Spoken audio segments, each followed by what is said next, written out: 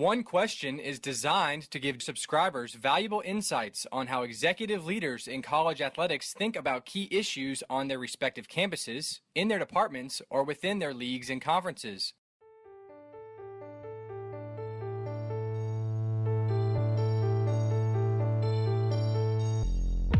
Greetings, this is Ty Brown and welcome to One Question, where we highlight executive leaders in college athletics.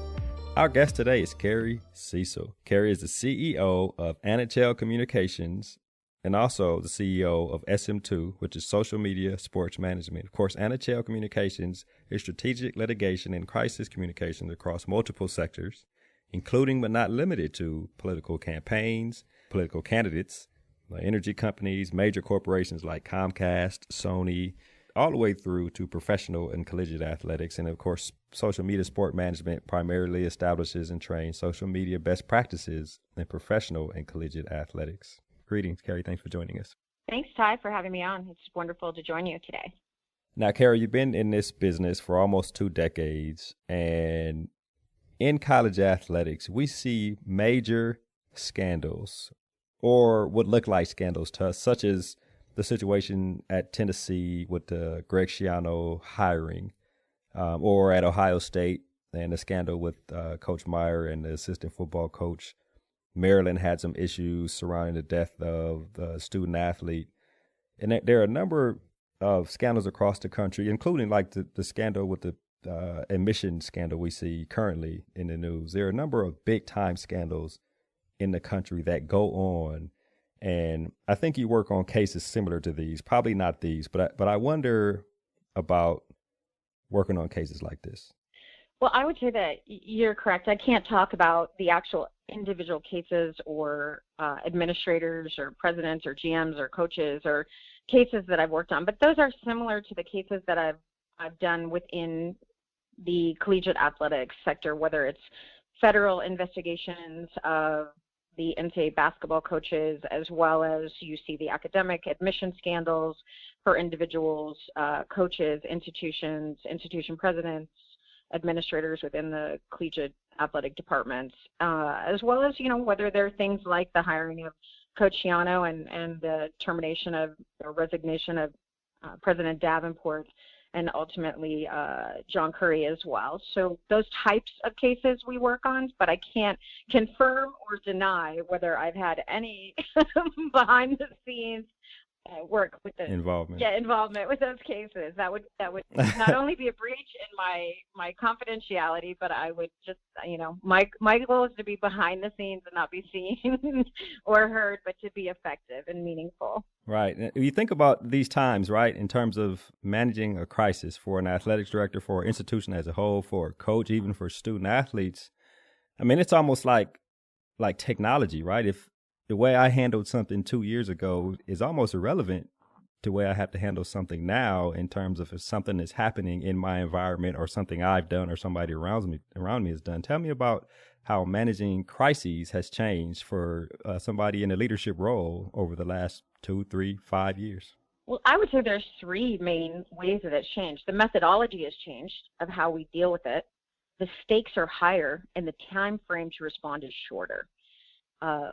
Those are the 3 things. We saw that with the impact of digital technology and how messaging is out there so quickly and doesn't give the stakeholders the right amount of time to respond to protect their brand or protect their narrative. So what you see a lot of no comment, but no comment is a comment, particularly in times of trouble. What we see in smaller markets where you have a lot of Power 5 schools is you have one newspaper that's covering that institution, and the job of the journalist in a real newspaper is to tell the news of that institution. And sometimes that institution and its sports programs are the main reason that people subscribe to papers. So we have PR execs that used to, to work in complement with them, and now they've retreated in times of trouble or even become adversarial. So, at our core, we have to jump the curve a little bit and be willing and able to play ball with real journalists, whether that's on the record or off the record or deep background or background, at the very least, to get the narrative in the story. Even if the story is going to be bad, I mean, I'm a competitive woman, so I'd rather be 50-50 in the news than get beat 0 to 100 week after week. So it's really understanding that and being ready. And you look at it as far as wins and losses, right? We won the narrative in this situation, sounds like. 100%. I mean, you may not always win. I mean, when you have cases where there's real fraud or academic scandals, where there is guilt, right? And we assume that people are innocent until proven guilty. Well, it's just the opposite in today's media world.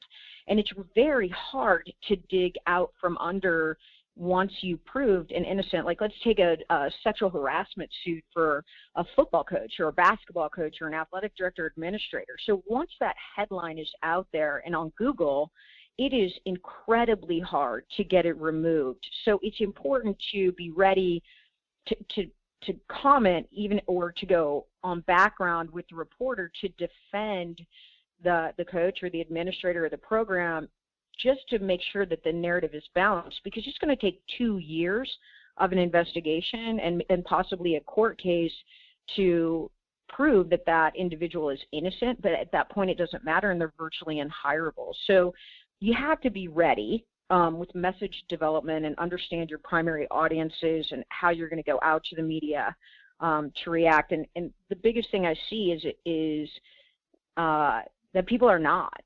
They're just not ready, and and they're mad. They're really, really angry. I had a coach a couple of years ago, a head coach, and who was accused of some things, and man, was he hot. He was super hot. And we would, and part of my job is reminding people to eat and stay calm in the midst of the storm and get a good night's sleep and things like that this too will pass, as my grandma said. But Jody Powell, who was President Carter's press secretary, I had the pleasure of working with him, and he used to say, when operating in the midst of a storm, it's important to find safe harbor and not curse the rain.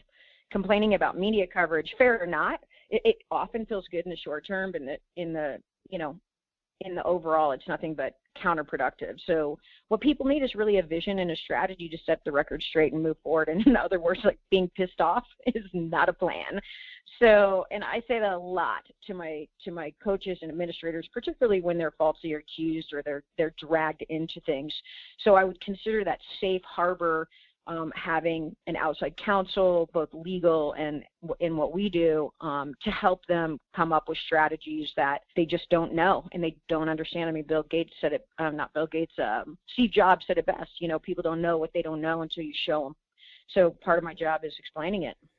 Now, Carrie, one thing I do wonder is, in your interaction with these athletic directors and coaches and the leaders of these programs and institutions, do you see vulnerability? Like, are these people embarrassed about what has happened? Are they angry? Like, what do you see when you're dealing with the people? What is the people part of the job you do? I mean, I think at our core, Ty, we're all connected by our hearts, and we're all human beings, and we all, get up in the morning and have a coffee and go to the bathroom and cry and hope the best for our kids, and, we want to provide for them. So at our core, I see a lot of that. I see people when they're at their worst, and they're afraid and they're mad and they're losing their jobs, they're losing their reputations, things they've worked 20, 25, 30 years for. And all of a sudden they're being accused of things. I mean, you look at, Mr. Kraft this year. And to me, I'm not in the judgment business. I've kind of seen it all. I mean, you look back, 15, 20 years at Kobe Bryant, you look at all these different cases. I mean, Lance Armstrong, Barry Bonds, I'm not in the guilty or innocent business. That's not what I do. My job is to work usually with legal counsel, whether that's inside or outside, usually outside counsel, to help my client be protected by privilege for me. And so it's really just calming them down. And they all have a common denominator. They don't eat. None of us do. When we're pressed, we're in fight or flight. We don't sleep. Our mind goes crazy. And so it's really, I've had the experience of seeing 50, 100, 150 people go through this. And so that experience allows me to look at that individual and how they're dealing with it and just have a bit of a I'm there to be their wingman. I'm there to protect them, and we do. I also wonder, about families, right? Obviously, you want to tell this person, hey, look, you need to eat, you need to sleep, you need to rest. But the family's probably going through it too. But do you give any advice to them on how their family can manage dealing with some of the press that comes out as you guys work through whatever crisis it is? That's a great question because our families are all tied into us. So I think my husband is a coach, and so even what I do, and we have a daughter and both, a foster son and foster kids, and so you talk about me and I'm fine. I have really tough skin, and I don't read the comments, and I don't do that, and I look at analytic tools and look what a million people think, not 25 people in a comment section. So, but you talk about my daughter or my my kids, my foster kids, or my my husband, different situation, right? and we're gonna have a problem. So managing families is different. It depends on how old the kids are. In my own experience, when Chuck was the defensive coordinator for the Titans, when we all got let go, when Jeff Fisher got let go, I went and pulled my daughter out of school so she wouldn't have to read it in the paper. So, I advise moms and dads, you're really a partner and to these people. And so you're trusted counsel, and they feel better when I can tell them, and I can look at an analytic tool and say, listen, I know it's big in your world, but the reality is there's only 90 people talking about this in your small market, and there's 1 million people talking about your brand, so it's really not trending. So just take a deep breath. We're going to get through it. All right, help them see the bigger picture. That's it. That's absolutely. Good advice, absolutely. You've been doing this for almost 2 decades now, and you've seen the ups and downs. You've seen the commonalities between crisis and threats. From your point of view and with your lens of perspective, what do you think the biggest crisis or let's say reputation crisis threat is to an athletics director or a head coach today?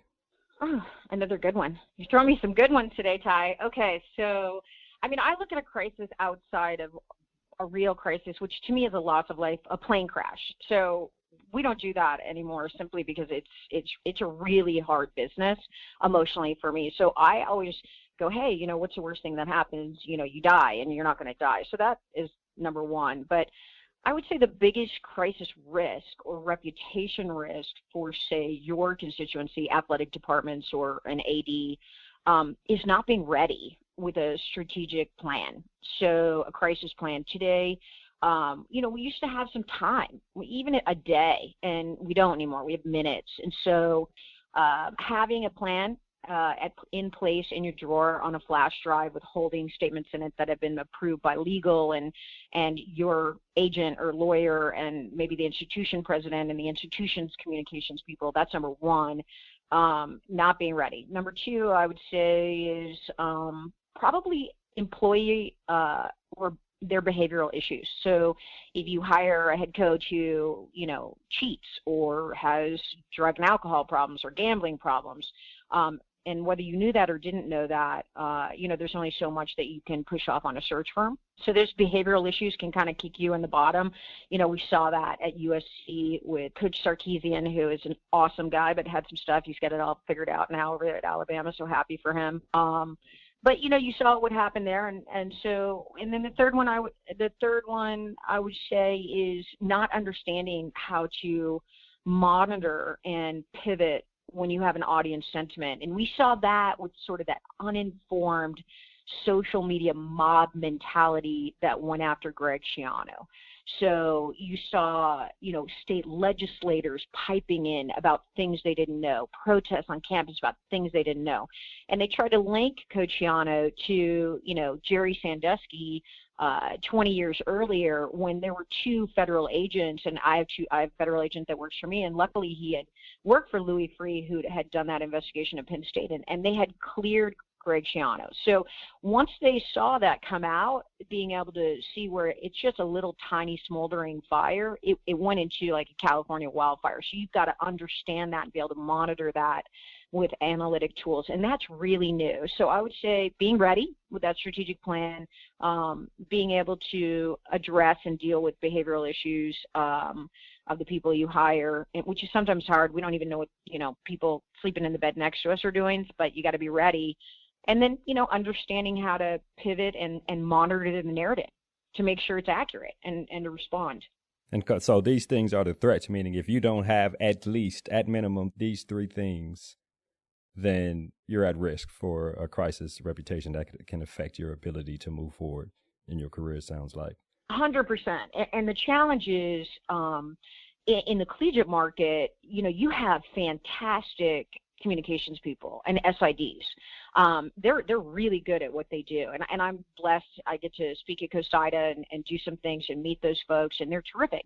But if you look at it like a doctor, right? So they're doctors. So they're family practitioners, and they're used to managing the family and taking care of the family, right? But all of a sudden, if you get diagnosed with stage 4 brain cancer, that's not for your MD. That's for a very specialized oncologist. And that's expensive. So being prepared, a penny of prevention, and it's not a penny to put some of these plans together. I don't want to make it sound like it's not expensive. It is, but it's going to, what you pay in one of these plans is like what you would pay for 1 month of crisis and litigation communications. So if you're in litigation for a year, or you're getting dragged through the mud for a year, like what we saw at North Carolina with the academic scandal there when Bubba first took over. I mean, I think they had paid up to close to $1 million in just communications fees. So if they had, if you're ready, it can help you to minimize that fallout. You're still going to have fallout, but it'll help you to, both save your job and to save some dough. Excellent insight, Carrie. I'll ask this final question here before we wrap. Let's say something has happened. It's hit the media, right? So now there's an official crisis. We can be branded that there's let's say a reputation crisis, right? How can ADs or people in athletics and leadership minimize the brand of the company, their own personal brand, the reputation, their career reputation, or even career fallout if a crisis, if they find themselves in the midst of a crisis? Well, I think you have to have trusted outside counsel. Whether it's a head coach or it's an athletic director, I'll ask a head coach all the time, at a Power 5 football program, I go, well, who's the first person you call if something happens? And they're like, Jimmy Sexton, Trace Armstrong, their agents, people like that, so they have to have trusted outside counsel, and that counsel, whether it's their attorney, which it should be, or agent who has an attorney, that person has strategic and brand reputation people. So it's all good until it isn't. And so many people, I think you have to have a great relationship cross campus with the institution and their communications people.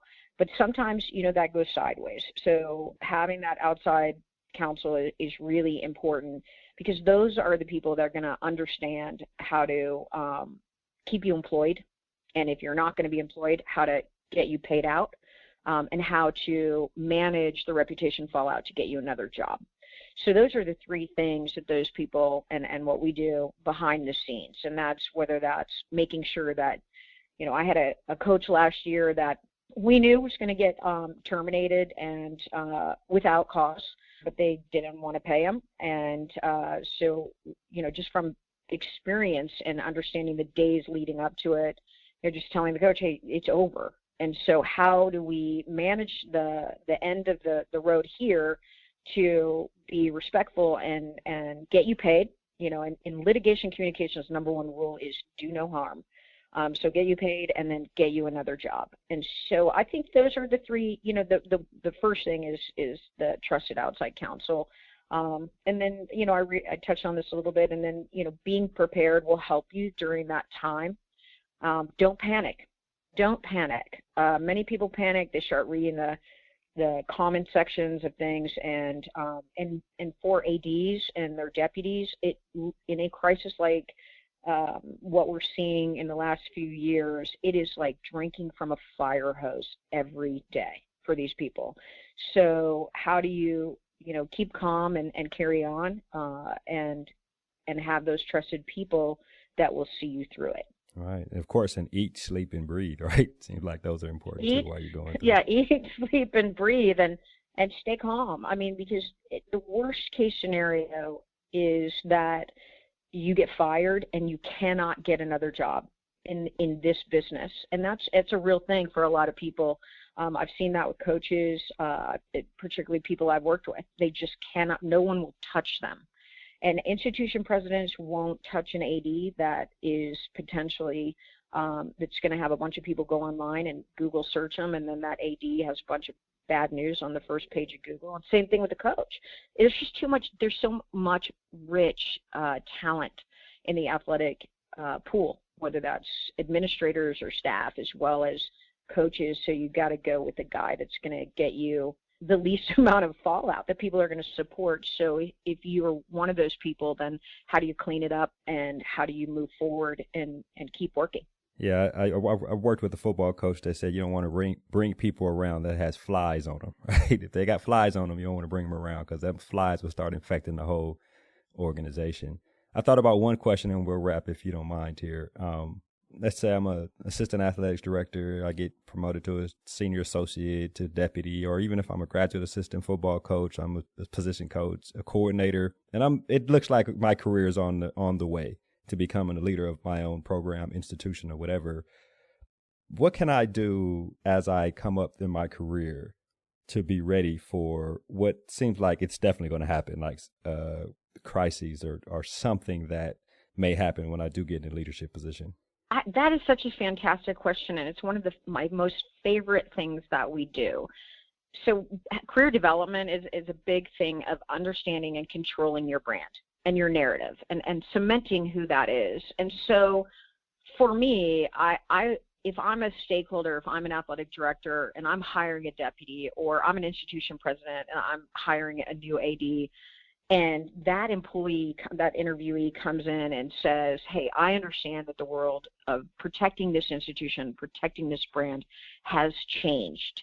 And so let me show you how I'm doing that, how I would like to do that and complement to grow the institution or grow the athletic department from everything from fan engagement to revenue and capital campaigns and just cementing our culture and brand to protecting us in times of crises. And so they've got to understand what goes into that. So we do a lot of teaching those young, we do a lot of stuff with Power 5 deputy ADs across the country to just inform them, hey, these are things you should know about how you increase your own brand on social, how you increase your own brand on social media or on speaking engagements, owned media, blogs. How do you do that to differentiate yourself in a crowded market?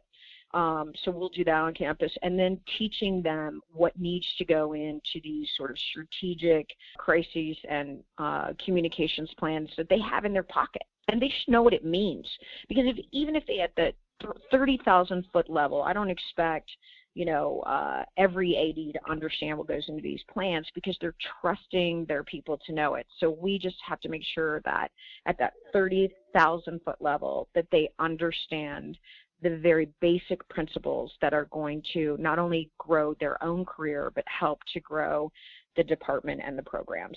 Awareness, right? As you come up through your career, be aware that these things exist, and be aware that you may be in a leadership position at some point, and you need to understand what it takes. Yeah. Well, Carrie, this has been an excellent conversation. I really appreciate you joining us here on One Question. Well, thanks, Ty. It's been a blessing to be on, and I appreciate you even giving me a call. So thanks so much to you and your people. That was Carrie Cecil. She is the CEO of Anachel Communications and also the CEO of SM2, which is social media sport management. And of course, this is Ty Brown with One Question. And keep in mind, the role of a leader is to create and maintain an environment that people want to be a part of. And as always, be better tomorrow than you are today.